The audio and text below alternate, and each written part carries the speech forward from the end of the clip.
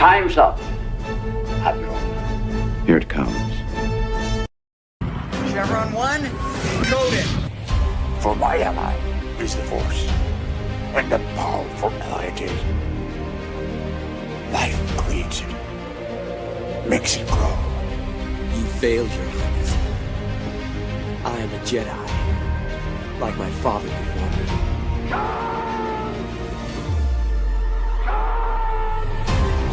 Cry hammer, and let's set the tongues of war. Chevron 2 encoded. Conan, what is best in life? Crush your enemies, see them driven before you, and hear the lamentation of their women. It's all in the reflexes. Paul also said you're heavy into martial arts, Tai Chi and all that killer stuff. I suppose we have to register you as a lethal weapon. Chevron 3 encoded. And somebody ought to belt you in the mouth. But I won't. I won't. The hell I will. Chevron 4 encoded. Do you expect me to talk? No, Mr. Bond, I expect you to die. Chevron 5 encoded. You take the blue pill. The story ends. You wake up in your bed and believe whatever you want to believe. You take the red pill. You stay in Wonderland. And I show you how deep the rabbit hole goes. Chevron 6 encoded. Now, come on, you can, monk boy. Great Scott! Back off, man. I'm a scientist. You shall not pass! I thought I'd die fighting side by side with an elf. What about side by side with a friend? A day may come when the courage of men fails, when we forsake our friends and break all bonds of fellowship. But it is not this day.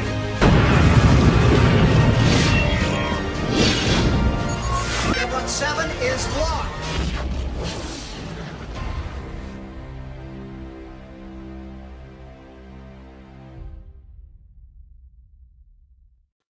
Hail and howdy, everybody. Welcome back to another Saturday Night Drive-In. This week, it is the results of Chat Choice Quarter Selection, whatever the hell I call it on any given day, because it's a kind of a mouthful of a thing to get through. But it's your choice. You voted, and here we are tonight.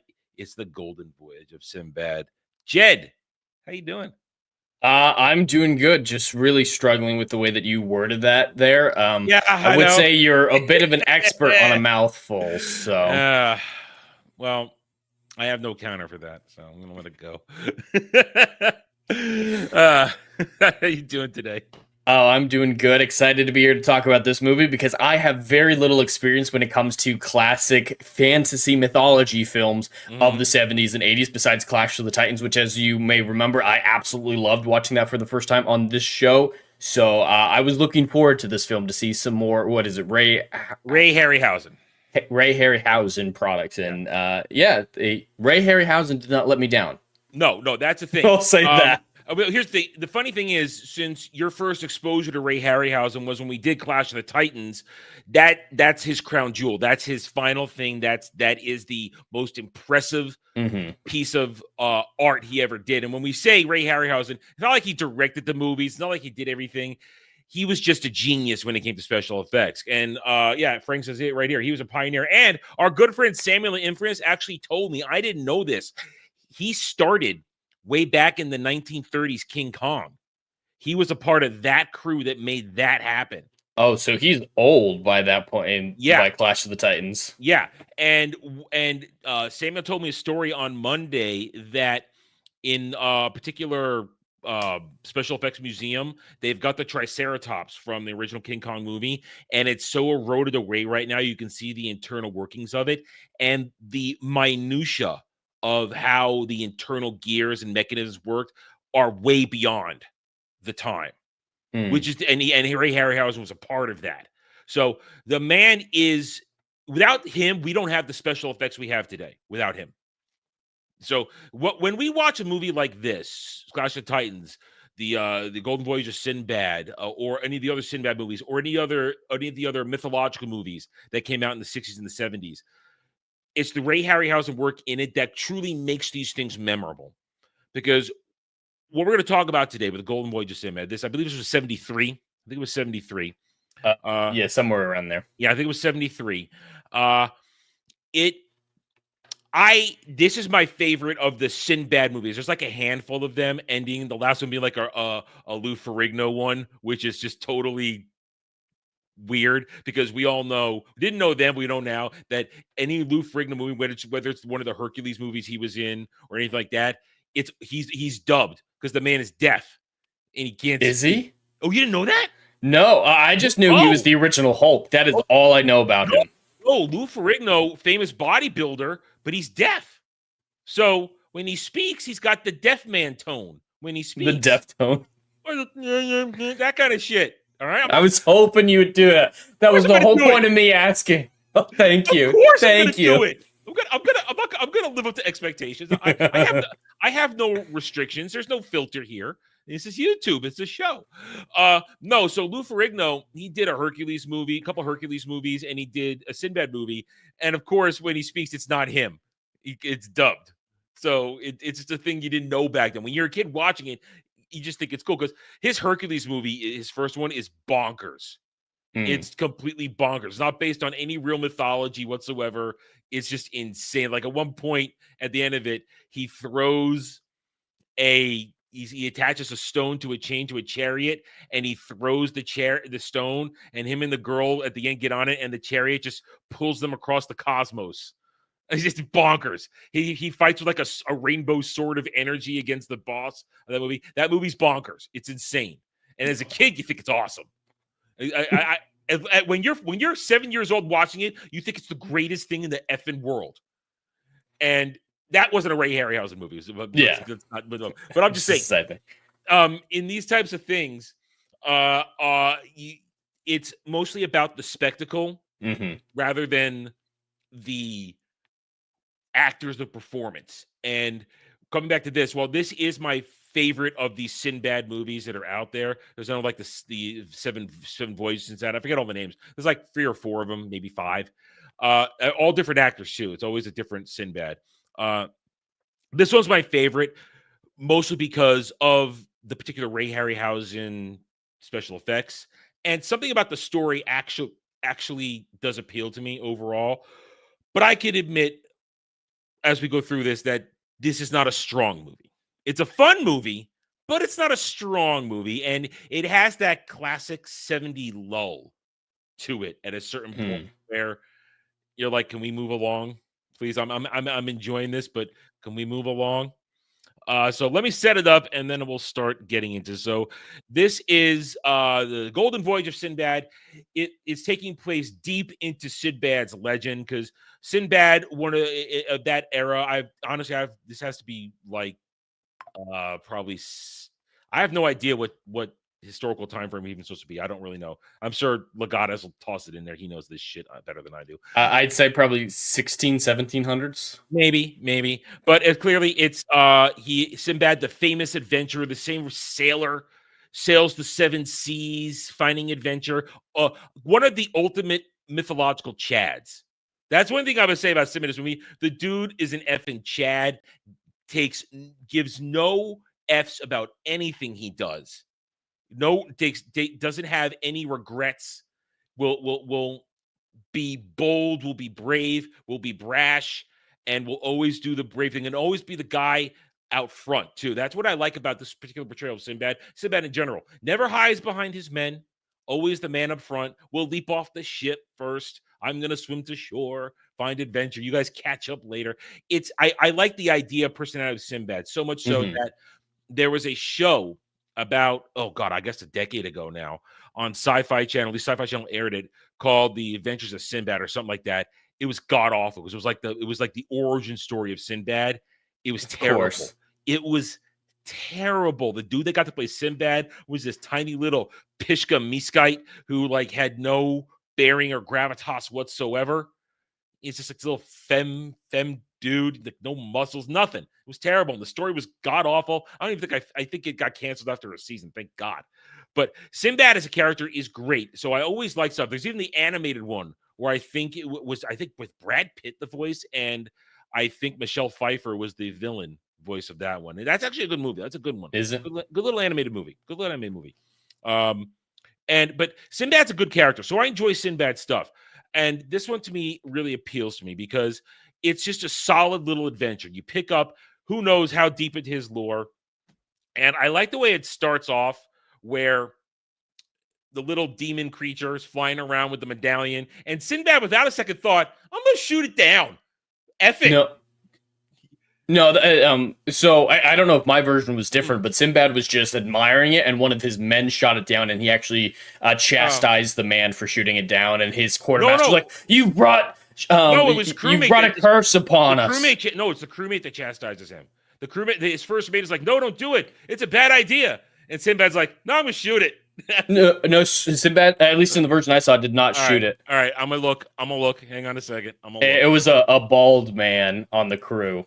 Are you sure? Maybe I've seen it so many times. I was doing something else while I was watching it. So yeah, Sinbad was okay with it once it landed on the deck. The item landed on the deck. He picked it up. He's like, you know what? I'm going to keep it. That's all true. But yeah, it was a crewmate. Was it the second mate? Let me check. I've seen this. I've been watching this thing since childhood. Really? So I've seen it a bunch of freaking times. So this was one of those ones where I didn't even bother to pay attention. Yeah, because I've seen it so many. Because I know the beats of the movie so well. Let me see. Well, while you search for I that, I got it right here. I'm looking at it right now. Yeah, he's holding it.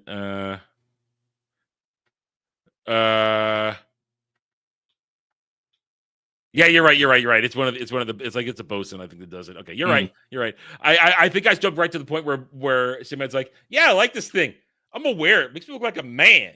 I feel like good. That's definitely true. He had no shits given. So the adventure begins where they get the medallion, and then they suddenly find themselves off the shore of a tiny little sultanate, and he seeks it, and he's like, you know what? I'm just gonna jump ashore. You guys find berth. I'm going to swim ashore now and see where adventure takes me, basically, when he gets accosted by Tom Baker's villain. Now, we know you're a Whovian. You love it. How do you feel about Tom Baker's villain in this movie? I think Tom Baker had a lot of fun with the role. You could definitely see his, craziness in there. He hammed it hardcore. One thing that I don't think we'll talk about when we get there, but when he's controlling the figurehead of Sinbad's ship, and it cuts back to him looking like he's getting head under the table, like he is full on having a sexual experience back in his cabin. It's weird, okay? I get it. He's controlling the figurehead. Establish it, and then don't cut back to him every few seconds. Oh! Arise! Come back! Oh! That's already bad enough, but just when the figurehead's fighting the crew, it's just like, oh. It's so weird. It is so weird. Now, I think.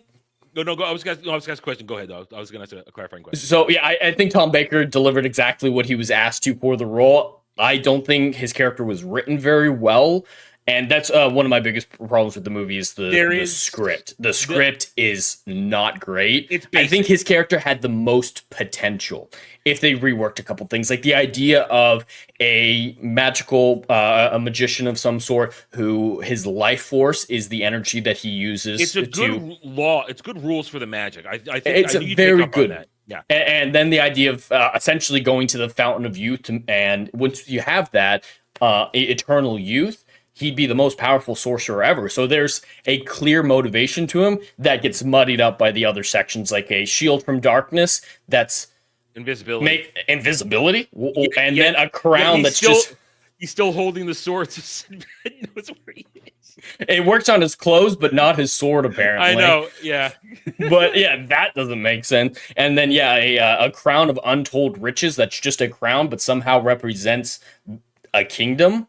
The other parts of that I don't like. If this had just been the Fountain of Youth, I think I would have had a higher enjoyment of the film. I think his character would have made a lot more sense. And then Sinbad, he's the eternal adventurer, so he wants the Fountain of Youth, in my hypothetical version, to continue this free life that he's going for. Kind of like how the film ends with him saying something along the lines, a king is never free. Yeah. Freedom is what I value. That core could have carried over with him wanting to have the Fountain of Youth so he could continue this lifestyle forever. So yeah, if they'd taken away all the glam of the other two sections of the necklace and just focused on the Fountain of Youth aspect, I think that tightens up the story a lot just from that little change. I can understand that. And but real quick question, what year did Tom Baker start doing Doctor Who? That would have been about 73, 74. So the same year. Same year. So this because John Pertwee started in 1970 and was it for 3 seasons, but I think that ended up being about 4 years. So yeah, about. Okay, so when the year this released is the year he got Doctor Who, roughly, and then became a legend. So Tom Baker is probably the best thing in this movie outside of Ray Harryhausen's work, because he just hams it up and he gives a cheeky, cheesy villain performance. But this is the 70s. This is what you got in the 70s. Cheeky, cheesy, a little over the top. So basically the whole, you should already lean into it. The whole gist of the movie is this: Sinbad arrives on this island, and he basically gets caught up in a power struggle between the heir, this vizier who's the heir to the Sultanate, and Tom Baker's villain who wants to take it over and rule it with evil intentions. And they're trying to find this fountain of riches, which has, like you said, they learn 3 medallions. Each one gives a specific type of treasure when you toss it into the water. And then it's basically a race across the seas to find it. That takes 2 days, maybe. It feels like it's like 3 or 4 days, even though there's there's a couple of wonky lines. At one point, Sinbad says he makes it clear, I'm sailing into uncharted waters. But then at one point, when the enemy ship is chasing him, they say, "Oh, I've sailed these waters once." I don't. Yeah, there's a lot of inconsistency like that with when he sees the prophecy written on the wall, which I think prophecy and fate and stuff like that is really hard to introduce into a narrative satisfactorily. This movie doesn't do it at all. It's just an excuse for everything. Doesn't explain anything. Like we'll get to the Centaur versus Griffin fight. It's cool fight. Yeah. No idea why or what's happening besides, like the prophecy said, good versus evil and an eternal struggle. It's like, what the hell? But on the wall of prophecy that he sees with the vizier, he mentions, I see a ship on a great long voyage, but then it's like a 2-day voyage. And I know they're kidding with the merchant son saying, oh, it could take 2 to 3 years, but the implication is still that it's going to take a while. No, I think that what he meant was when he goes to sea, he's going to take him with him for 2 or 3 years. Not that the Avengers. Oh, just in general. The father wanted him to get out there and be a man. And man up. And that storyline I think is actually one of the tightest in the film. I mean, it's in a couple scenes, and that character's my favorent character. He's fucking useless. I think I know why. He's the only character that has a character development. He does. Listen, I'm going to be completely honest. While I love this movie, there's 0 character development for anybody. I mean, Sinbad is Sinbad. He doesn't need to change. He's the hero. He does cool-ass heroic things, and he kicks a lot of ass. But there's no actual story of Sinbad here. The vizier, he's along for the ride because he needs to be crowned king or sultan. Sure. And the crown somehow fixes his face and disintegrates the helmet. It's magic. It's magic. It's okay. That's complete. If it healed his face, sure, but the mask just disappearing, that's intelligent magic. It's total magic right there. I'm okay with that. Sinbad's crew, they're just loyal. They're just loyal dudes. They have no story to tell. Caroline Munro, she's just there for cheesecake, and I'm fine with it. She exists. That's a beautiful woman, and she was like she was like the beauty standard of the time. She was like she was a model at the time, I believe. Big deal on that side, but she can't act, but she's beautiful, and that's all that mattered. And because her character is like, I'm a slave no more. Okay, I'm still gonna serve you even though I'm not a slave. I had the centaur living god tattoo on my hand, put on a child, no reason, and that's why she needs to go with him so she can save them at that point and push back the green cannibals, because those are cannibals. No, don't tell me those weren't cannibals. They were 100%. They were gonna eat them. So the adventure moves along. But just real quick with that son of the merchant, he absolutely had the only character arc, and he of course he was meant to be comic relief, but it was effectively so. Like one of my favorite lines in the entire film were, my heart is full of courage. It's my legs that are cowards. that is just a great line, which was a nice break from, I think about half the lines in the film were, if a man blank, he's this, or such a man does blank. High up your camel. It's just stuff like that. Like the man who walks on fire burns his feet. Like they're all lines like that where you're like, Allah be praised. Okay. Allah be merciful. It's like, am I gonna get in trouble for that? Is somebody gonna come after me now? YouTube's not gonna get you in trouble. They actually like that. Well, I am Jewish, so they hate me anyway. All right. So the adventure is essentially a race to the fountain of power and getting what turns out to be 3 medallion pieces. They have the 2, and it's essentially now you got Tom Baker chasing them using various demon summoning. And like you said, I knew you would appreciate the rules of his demonic magic. I knew you would appreciate that they set a ground rule. Every time he uses it, it takes a part of his life force, and he'll grow older and older and older to the point where his loyal manservant is like, Master, you cannot do this anymore. It will take the life from you. Don't you understand, Habib? I don't know if his name's Habib or not. You understand, I must keep doing this because the power is there and I'm so close. That's basically it. See, that could have worked so well. There's so many unfulfilled potential with this. There's so much unfulfilled potential in this film, especially with like the Fountain of Youth angle. And I thought when they were talking about Shield from Darkness, the whole movie, I thought it was going to tie into his lines that he keeps saying, I call upon the forces of darkness. I keep calling it the forces of darkness. So I thought it was going to be an unintentional side effect where he could no longer call upon magic anymore because he's shielded from the dark forces. Yeah, you were really overthinking it. Like that would have been well written. That would have been a good setup and payoff, and would have been interesting. Instead, it's like, I'm invisible now. Partially. Here's what I think this is part of this. The Voyages of Sinbad is, to my knowledge, while there are probably, I think, a few set adventures, there's no set mythology about this. It's not like where another Ray Harryhausen movie, Jason and the Argonauts, where you're dealing with specific mythology, or Clash of the Titans, where you're dealing with specific mythology and you're adapting around it and you're still following on the story. This feels like it was just kind of written and let's go. Mm-hmm. I mean, so there's no guiding light to this movie. While I enjoy it, it meanders on because the first act is nice and solid. It's the setup, get everybody together. The second act, where they're doing the travel and they fight, and where the masthead comes to life and they fight her, and she falls in the water and takes the map with her, and getting to the island and first arriving on the island until they get to the Oracle, where I think is the end of the second act. It meanders. They're just kind of moving along. I have to disagree. The first act was my least favorite act of the film because, things just happen for happen's sake, and they use prophecy to excuse it. Like it's coincidence, things appearing where they're needed, people appearing where they're needed, and it didn't do a good job with making me want to side with Sinbad over Tom Baker's character because for the first little bit, all we knew is, hey, they shot down a messenger bird, is what they thought it was, at least at the time, stole it, and then the rightful owner's like, hey, you stole that from me, I'd like it back. To be honest, at first I'm like, you know what, that's a pretty reasonable thing to do.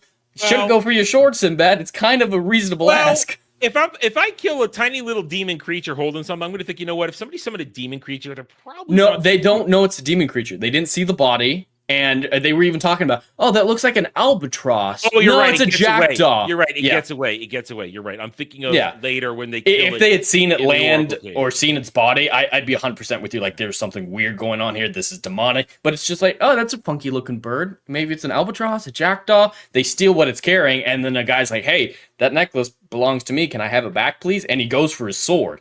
It's like, I'm going to be honest. I sided with Tom Baker for the first little bit until they're like, oh yeah, he's a prophesied villain. He's the evil prince who worships demons, and he's coming to take the vizier's kingdom. It's like, okay, he's obviously the villain, but It was a reasonable thing he did at the beginning. The Doctor would never do that. The Doctor. Yeah, maybe that's what it was, just bias for Tom Baker. But yeah, there was a lot of inconsistency, I think, tonally, character-wise. That's why I believe this film actually belongs to you. You might hate me for this. The chat might hate me for this. I think it falls into the same category of film as Avatar, as in the James Cameron Avatar film. Ooh. Not overrated to the extent that one is. That's mainly why I hate that movie. But it exists to be more a tech demo than a story. And that's how I feel about this film. Is the script is tertiary. It's secondary to, hey, let's have big, crazy, over-the-top fight scene with these animated monsters, which is cool, but they didn't go to the work to justify any of these tech demo moments. I can agree with that, because let's be honest, outside of Tom Baker, these are not stellar performances by anybody. No. It's very mid to average acting. No complete terrible. I mean, again, Karen Monroe, she's there for tits and ass, pure and simple. And she shows it off in varying degrees of scantily clad, belly dancer outfit. So it's not a powerful performance by any means. And the story, as I said, once they get to the Oracle, it's meandering. After the Oracle, where it picks up, then you get to the stuff, because now it kind of picks up very quickly just to get to the end. And at this point now, let's talk about the real star of this movie, the Ray Harryhausen special effects. Because guys, I'm sorry, there's not really much to talk about in this movie. There really isn't. It's go on adventure.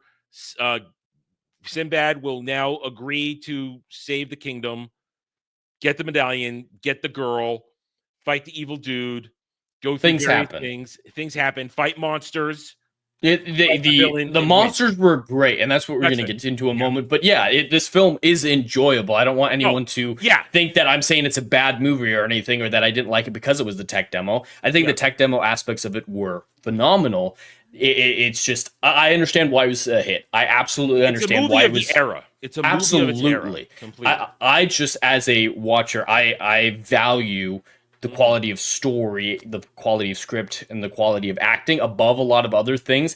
And this film is sorely lacking in those areas. There are other areas that it excels in, absolutely. Yeah. But yeah, it hurts my enjoyment a lot if I can't get invested in any of the characters. Yeah, I understand that. I completely understand. That's why I'm saying, if this had followed, like, I think, an actual mythological adventure set down and retold over again, it would probably be a lot of a stronger story.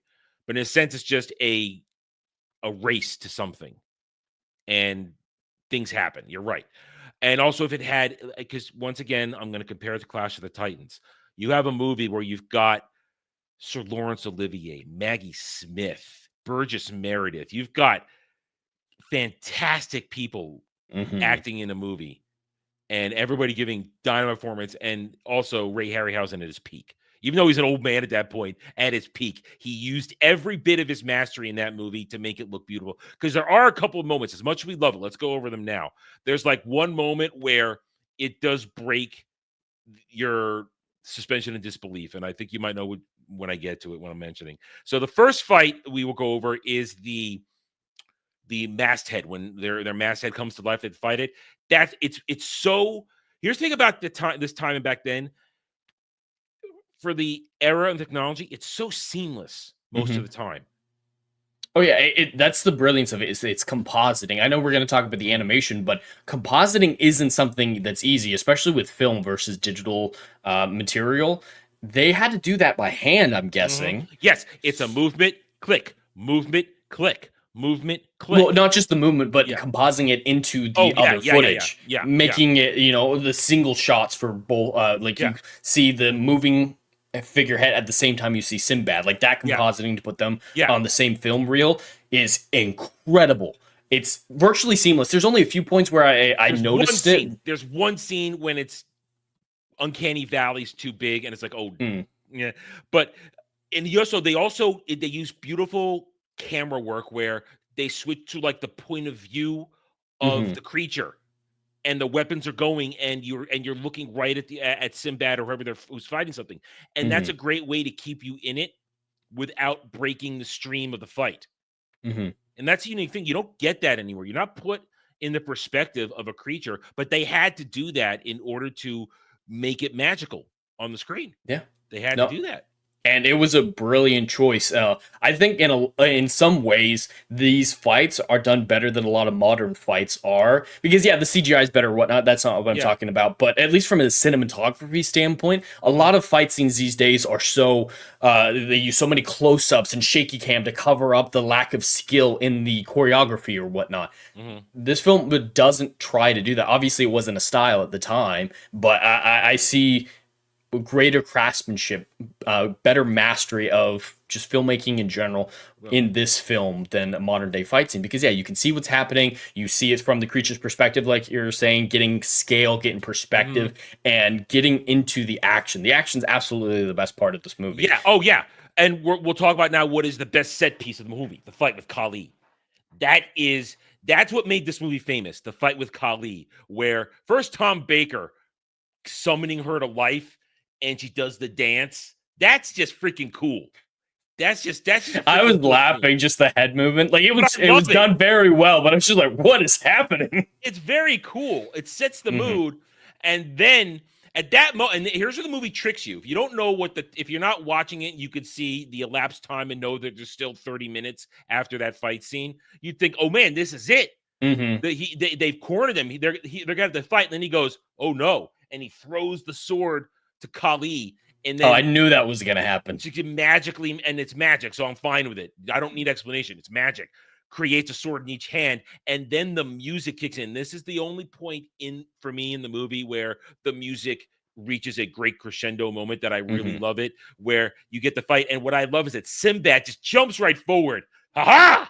I'm gonna fight this six-armed demon. No hesitation, because he has seen some shit in his travels. So he's like, I'm going to take this. But what I love is that he's not super powered over this. Kali is a tough fight, and he struggles. At one point, he has to rely on the good old dual wield, which I loved. Oh, he's dual wielding. He's dual wielding. It's great. I thought you might like that. But the choreography of them blending it back in around with Kali and all the dudes fighting and his loyal crew fighting there, that scene, even though we talk about how the whole entire movie doesn't really have a lot of character depth of development, in that moment, the fight with Kali it's an encapsulation of what it means to be Sinbad and a part of his group. He jumps in, and without hesitation, his crewmates jump in. His men jump in to fight with him, to protect him, even though one of them gets ganked right away. Just takes that slash right away. And it's just a beautiful dance around and you mentioned it because you said the choreography. They had to choreograph this model to fight these dudes in real time. That's just great work. Great work. Yeah, you're doing the choreography, and then you have to recreate it perfectly in animation. I don't know which one they did first, the animated part, the actor part. I don't know which one they did first, but you had to replicate it perfectly, make it seamless, and so many different versions of it for different angles. It's all beautifully done, and you can see that the floor in front of Cali is a different color than the rest of the floor. That's so minor, though. Like I'm saying, that's how far I have to reach to see any flaw in this illusion that they've created. And like you were saying, the character work exists purely in the action sequences, because choreography can tell character nearly as well as dialogue in a lot of instances, and it's a great way to do show don't tell in storytelling. So when it comes to the fight scene, Sinbad's character work is very well done. The way that he instinctually goes to protect his men but still leaps into the fray, and it's masterful, even by today's standards. Like, obviously, it looks dated, but I can recognize that, oh my God, this was probably insane in the era. They took weeks probably to make that work. Weeks. Oh, at least, Yeah. And to your point about character growth, Sinbad at the last end, he's being overwhelmed by Kali because he's the last one standing. But then here comes comic relief, who has learned enough in this short time to work with the crew, and he comes around and he does the bum rush and knocks Kali over the edge to save Sinbad. So that's good. Our hero gets help from the weakest link, and I'm okay with that. Yeah. It works. It's in a way that works well because that kid, I love that he's an unconventional thinker. That's why he's one of my favorite characters too. Besides, he's not just comic relief. He, after seeing all of Sinbad's men go up and fight in Kali, having no success whatsoever, swords aren't doing anything. He tries bludgeon damage, fire damage, and blind spot damage all in one move. Obviously, it's ineffective, but he's trying something different. Yeah. And then, doing the bun rush, trying to use gravity to their advantage. Like he's intelligent. Yeah, he's a drunk. He's a spoiled kid, a womanizer. But I see a lot of complexity when it comes to his character. That it makes him the most fascinating character besides the potential that Tom Baker's character could have offered. And that's why this is a magical. It's magical. What Ray Harryhausen did is magical, and at the time, it's magical. Before we get to the next one, Jay Frazier for 10 pounds. Hail, Adam and Jed. Fun fact, after being impressed with Tom Baker's performance in this film, Barry Letts, then producer for Doctor Who, cast him as the fourth Doctor in 1974. Dude, Doctor Who Nerdgasm when Adam. First, I'm not surprised. Yeah. And I was wondering if that was any connection to this. So that's awesome. So makes a lot of sense. So that shows you that this movie at the time was a big deal.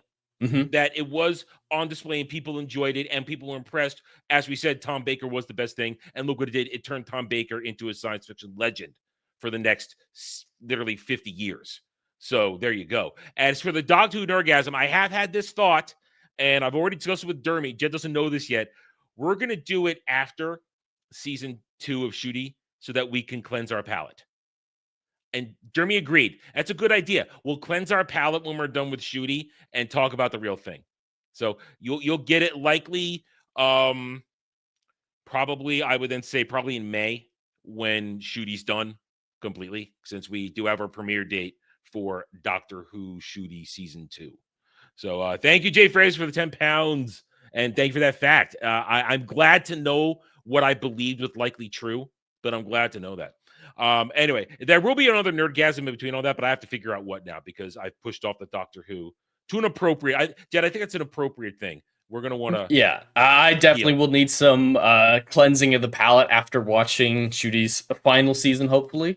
So, it'll be great to go back and talk about Doctor Who. We are going to talk about that a little bit more because there is a story about. There is a little bit of Doctor Who story. Did you see the production special effects thing got shut down? No, I didn't see that. Oh, well, we'll talk about it tomorrow. We'll talk about it tomorrow as we speculate on things. Anyway, so that is the crown jewel moment of this movie, I think, the fight against Kali, because it's everything you want to see in a Ray Harryhausen movie. But we still have a little bit more because after they escape, they go from one action set piece to another one because Carolyn Monroe, the green people, throw her in a pit. And everybody goes down after her. And that's where we get the Cyclops Centaur, which is now the Kali it wasn't the norm. Usually with Ray Harryhausen, it's a monster, not a model type statue type thing. So now next part of this with the Cyclops, Centaur, and the Griffin, here you have traditional classic Ray Harryhausen monster modeling, which is still beautiful to look at to this day. It's unique.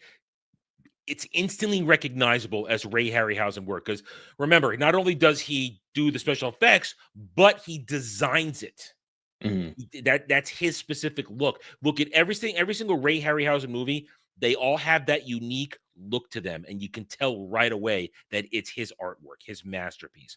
So we have essentially now they try to rescue. I'll just keep calling her Carolyn Monroe. I forget her character's name. I never remember it. It begins with an M, Maria, Haya, whatever. And then you got the Griffin versus the Cyclops, which my problem with this, and I'm going to say it's a partial limited because of the technology. First of all, where the Griffin comes from, I have no idea. Yeah, the Griffin comes from nowhere. It's not justified. That line about good versus evil is nothing. Yeah. And why would Tom Baker get involved in the fight? He has no reason to assume, hey, the Cyclops will fight with me or be on my side. There's no justification like that. It's not like he's hurting the more dangerous foe, so the weaker one will win, so he has an easier time beating the weaker one. It's not like there's no strategy to it. It doesn't make sense for him to do. Just wait for it to play out and then deal with the situation then. And But- the deeds of weak men could shift the balance in the battle versus good and evil. Just feels. But here's the problem. weird. Yeah, that whole fight doesn't really play out to anything.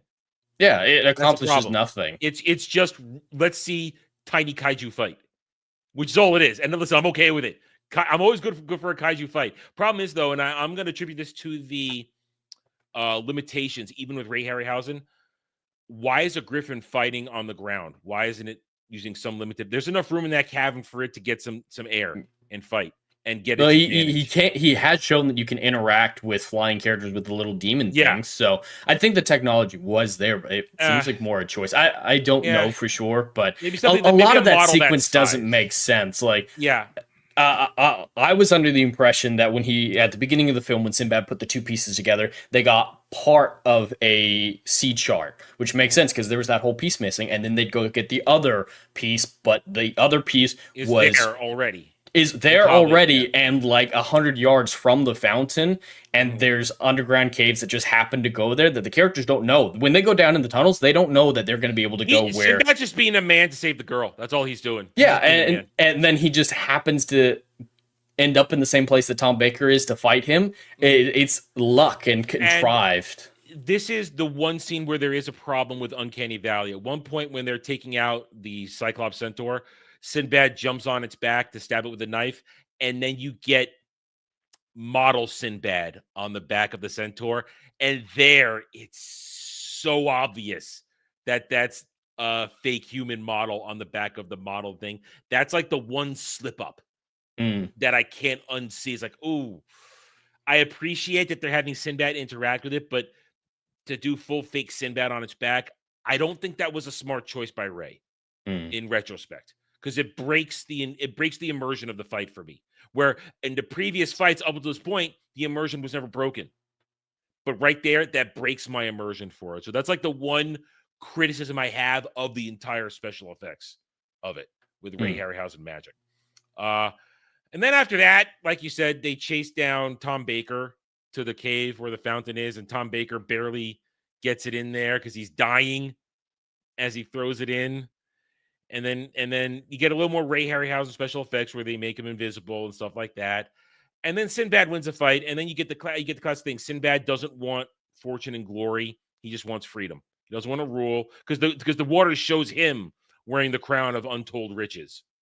But he's like, no, I'm gonna give it to the real ruler here. I don't want to be a ruler; I want to be free. And then I'm gonna get the girl, and then we're all gonna make the joke about but tie up your camel. Trust in Allah, but tie up your camel. So I mean, there it is. I don't have much else to say because, as I've said from the beginning of this is my favorite Sinbad movie. I enjoy it every time I watch it, but it's not a deep movie. There's nothing really to talk about it, story or character wise. It follows the standard pattern of a heroic tale. You know, there's no breakout. No, the Sinbad doesn't have a moment of crisis at all. No, he doesn't question himself. It's definitely not a hero's journey, though. No, it's not. No, it's I'm the hero. I'm gonna be badass, and I'm fine with that. And that's why it's a fun, enjoyable movie. But that's just all it is. It's a fun, enjoyable movie to be shared with friends, but not really to be dissected in any way, except for, as you said, the brilliance of Ray Harryhausen. So. Yeah, that's the main thing that comes to it. The technical side is great. The spectacle side of this film is great. I really love the music. I thought the music was fantastic in a lot of the sequence. Yeah, it's very fitting, very of the era. There are plenty of the era things that I'm not a fan of, but I can't criticize the film for it. Like one thing that I like that modern films have gotten away from is the 5 minutes of opening credits on a flat background. Integrating it into a scene is a good choice. But obviously, I can't criticize the movie for that. That's just of the era. But yeah, no, the visual effects, the special effects were just absolutely incredible. I enjoy watching this film, if not, dissecting it, or like it's a casual watch. It's not something I'd go out of my way looking for writing edification or anything like that. I watch it once a year. Yeah. I watch it once a year, basically. This is my one time a year to watch it. It's like, oh, I need something on that I enjoy, that is comforting and normal, that I can have on, but don't have to pay super close attention to. I'll put this on, and I'll admit it. I was grinding a video game while playing it. It's because that's what it's one of those things. I don't have to watch it. I can hear it. I know what's going on. So it's a nice time. It's always a good time. And it is, as we kept saying, it is an example of the genius of Ray Harryhausen. And if we hadn't already done Clash of the Titans, actually, we might have to redo it because that was the previous version of the show. Was it? Yeah. Well, I'd be down to do Jason and the Argonauts. Oh, it's been a long time since I saw that one. Wow, it's been a long time. That would be the next one I'd want to see because I've heard great things about that one. Yeah, that's one of the ones that always gets put on as display of that because that the skeleton fight in that one is one of like the classic ones that everybody will go to for his ability in that. So we might at some point have to redo Clash of the Titans because it's not up anymore. So we might have to redo that one. And oh no. We do it. And this time you would be going into it knowing how awesome it is. It's not the surprise. And so you'll get that second viewing where now you're going to really appreciate its awesomeness. All right, so I think we're done. Are we done? I think we're done. Yeah. A lot of the rest of the stuff would just be repeating the same ground, doing different examples of the problems we've seen or the things that we loved. Yeah, so I've already explained it. I give this a solid 8 out of 10. 8 out of 10. It never disappoints me. And it is a technical marvel for the time. So, Jed, go ahead. All right, this is going to disappoint some people in the chat. I'm fully aware of that. But as I always have to say, a disclaimer, I try to value objectivity over subjectivity. I enjoyed this film, so my enjoyment is different than what I see as the actual review for and its overall quality. The fact that it doesn't have a real story, doesn't have a real script, and it doesn't have real actors doing anything hurts the movie a lot. Yeah. But on the other side of that, the technical stuff is near perfect. So I can't, just review this at, hypothetically, a 2 out of 10 just because the story wasn't there. I can't do that. The technical side is marvelous, and it works very well as a tech demo and as a casual movie you watch with your friends. And you're just like, yeah, that was cool. Spectacle over substance. This film is very good at that distinction. Definitely is in that vein of things. So I'm going to have to give this movie a 5.5 out of 10. I'm not going to be angry. Okay. I'm not going to be. No, I accept that. I accept it. Because as usual, I love it despite its error flaws. I love it anyway.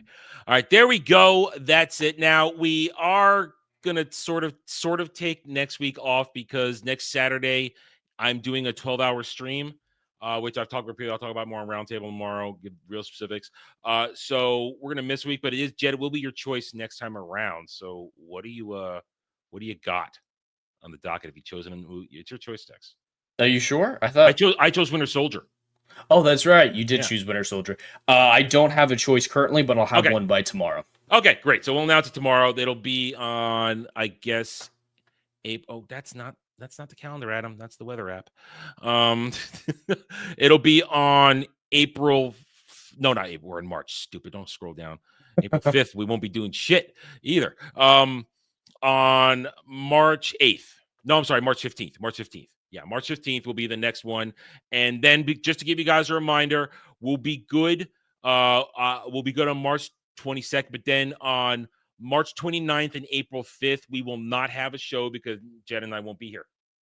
So it's very simple about that. And then we probably won't have one on the 12th either. So we're probably going to have a send break due to life and other things.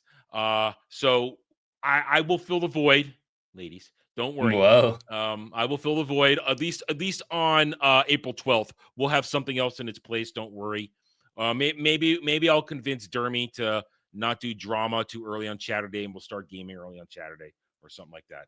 Or we'll start something else. Either way. So that's the schedule. But after, by mid-April, we'll be back to normal, along with a lot of other streams, which we will talk about tomorrow on Roundtable. We give you guys the block for the spring scheduling and how we're doing stuff. Anyway, so thank you, everybody, for joining us tonight. We hope you had a good time. You can show your appreciation with likes and comments and subscriptions. It's the best way to do it. Let the algorithm know you love us. Anyway, we'll see you guys next time. Until then, take it easy. Everybody have a good night wherever you may be.